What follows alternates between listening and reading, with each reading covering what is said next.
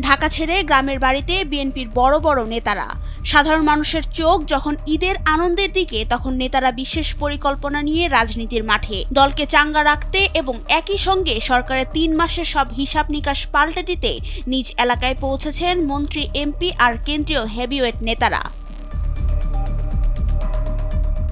সাধারণ কোনো ঈদ নয়, বরং উৎসবের আড়ালে তৃণমূলের নেতাকর্মীদের চাঙ্গা করতে অভিনব কৌশল হাতে নিয়েছে দলটির হাইকমান্ড। দলের ভেতরে চলা সব রকমের কোন্দল আর বাইরের অপপ্রচার ধূলিসাৎ করে দিতেই এমন উদ্যোগ নিয়েছে বিএনপি।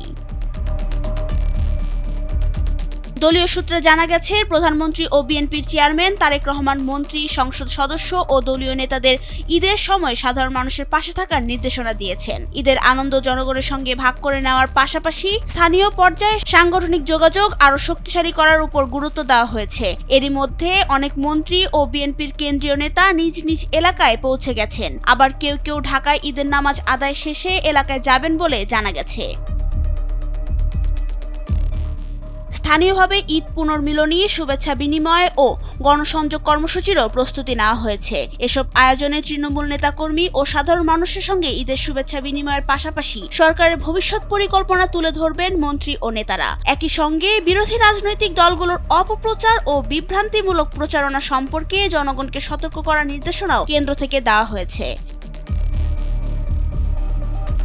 বিএনপির নীতি নির্ধারকদের মতে, ঈদকে কেন্দ্র করে রাজধানী সহ বিভিন্ন শহর থেকে বিপুল সংখ্যক মানুষ নিজ নিজ এলাকায় ফিরে যান।